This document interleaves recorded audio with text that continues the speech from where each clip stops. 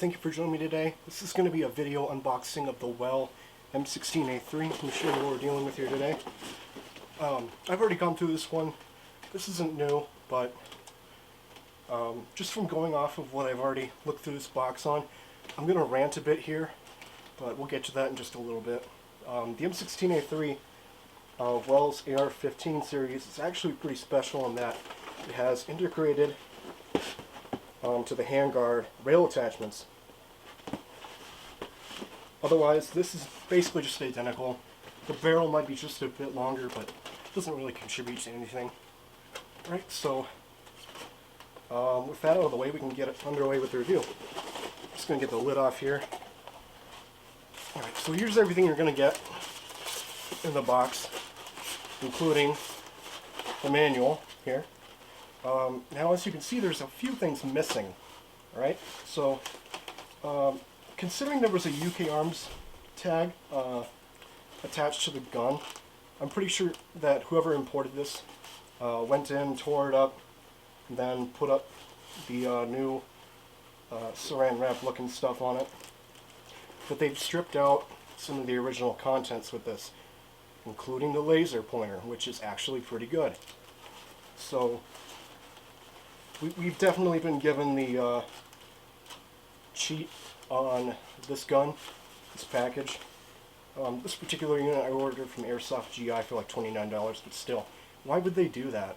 The safety glasses are missing, the laser pointer is missing, and that's especially upsetting. But that's my rant about that. Moving on. So obviously we've got, if I can get it out of here.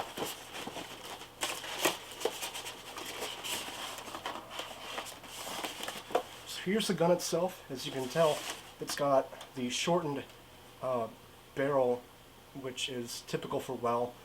They had earlier models that had like an M4A1 length barrel, 14.5, but then it comes out here with the rest of the barrel. The handguards have the attached inner rails, which you can take off. It's just a few Phillips head screwdrivers. And then this one's rather limited in what you can do with it, but you can get the handguards off and change them up if you want. Plastic sling point. The outer barrel is all plastic, by the way. Front sight is not adjustable. Everything on here is plastic except for some key metal bits. You got fire and fire again. This is just a spring-powered semi-auto gun. This isn't electric. You have a 2-position aperture sight for high and low, but they are the same peephole aperture. They're the tight versions, so these are just a bit better for accuracy. Not so much for terribly close range, but the receiver markings are blank. Usually they have like Well 16A air pistol series made in China. Alright, so that's about the gun itself. So it comes with a nice little Well sling, which I'm going to throw on for you right now. Thank goodness they left that in the box. That's another good part of this package. Alright, so first one here, and then we wrap that around. And, well, we can't quite put it on just yet. We have to attach the stock. Get to that in a little bit. You get a screwdriver for attaching all the accessories. You get their foregrip, which is held in place by a little spring-loaded pressure switch. And you can throw that on right here. And then there is a, it looks like there's like room for a cutout for like a hex nut and then a screw on the other side, but for whatever reason they didn't include that.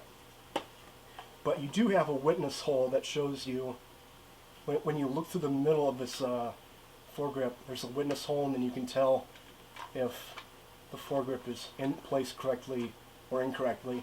I'm going to put mine right here using the hole, the witness hole, and then that'll show me whether or not it's attached properly. Although the Well foregrips aren't exactly great. They do wobble around a lot, and they are actually liable to come off. See, there's a ton of play here, but it's going to hold just a little bit. You can't put too much pressure on it. And by that I mean much at all. So be wary of that. God, there's just so much stuff missing from this box. Comes with wells, 0.12 gram BBs. You can use these, they're not bad. 4 of these Ponenlai alkaline batteries. I have no idea if these are still going to be good or not, but those are there. It's a nice touch. What else do we got here? Magazine. So the magazine works like a standard Springer high cap. Just load your BBs into the trapdoor right here, close it up, and then you're going to pull the feeding follower all the way down, and then you can lock it to the left. Bear with me here.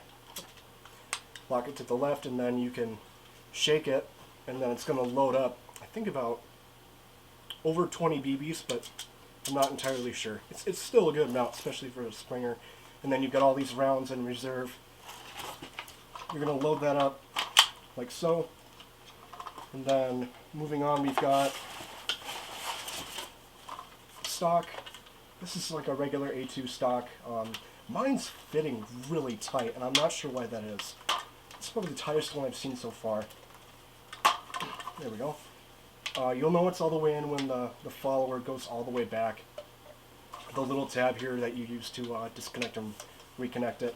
It's got a fixed A2 style sling loop here, which I'm going to attach for you now.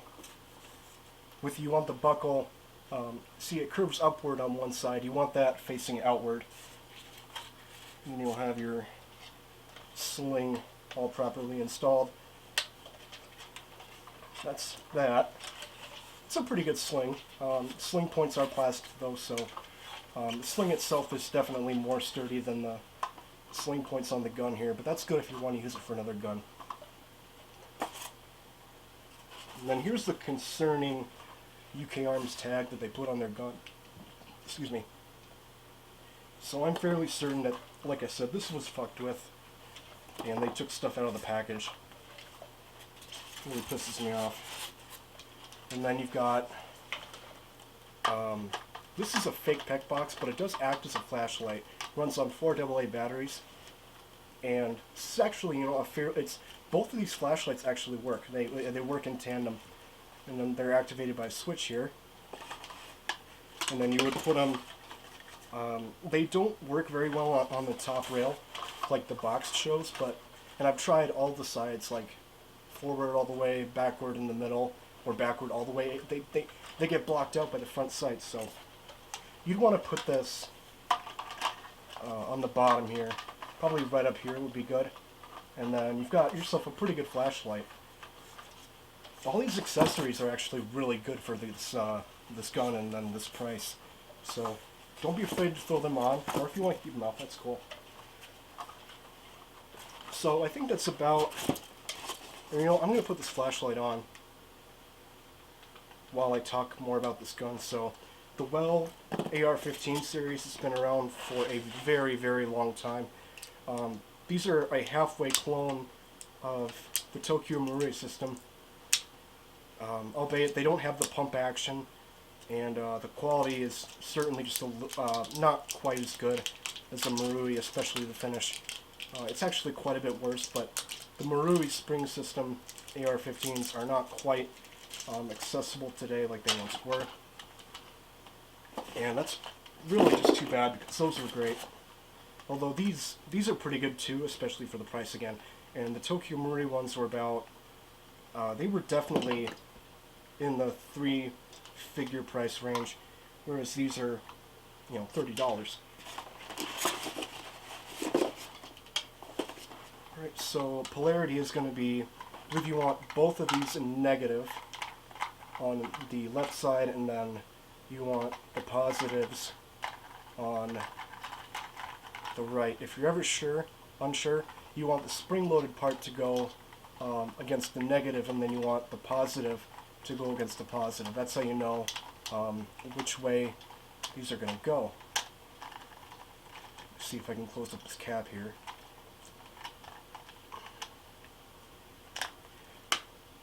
Alright, make sure it works. Aha!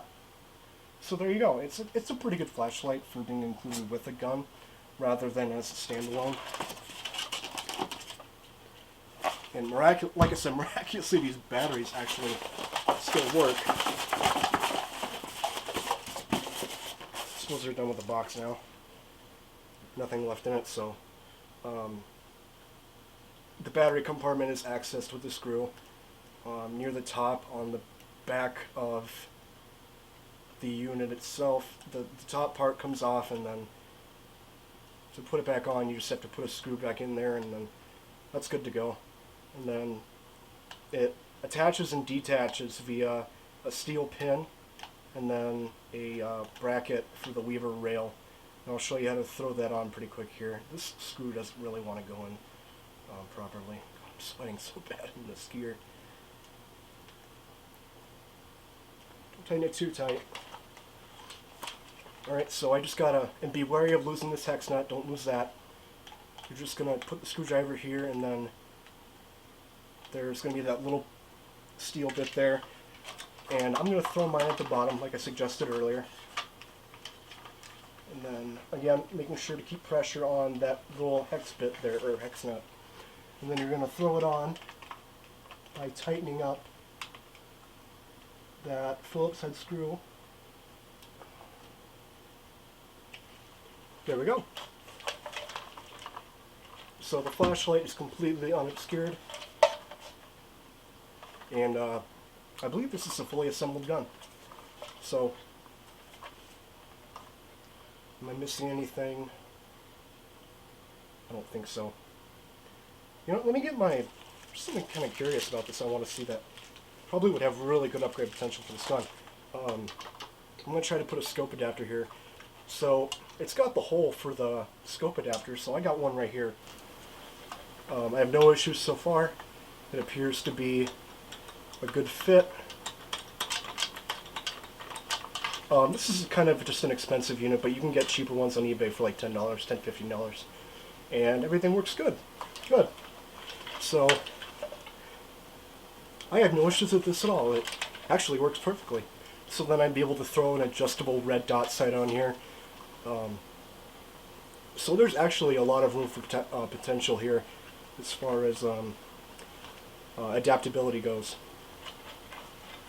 So this is a bit better than the M4 series in that regard, especially with these rails up here, although the foregrip is really the only bad part, and then there's no laser, so that's, like I said, that's just really annoying. And we can move on to performance actually. So these shoot about, I think 220 with a .20 gram BB. It's not bad, but it's not good. These do have a hop-up system, and they work best with .20s. So, it's really good.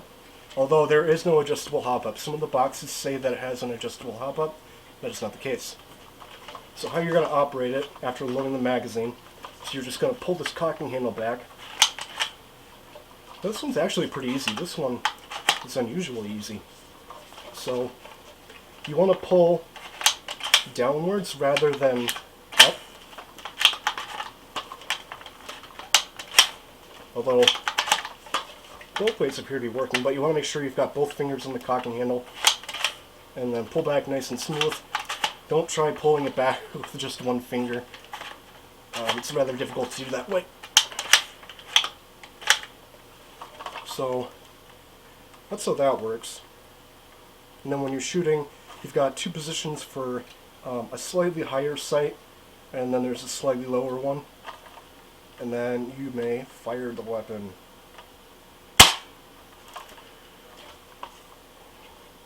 Well, let me talk about the trigger real quick here. Let me focus on that for a moment here.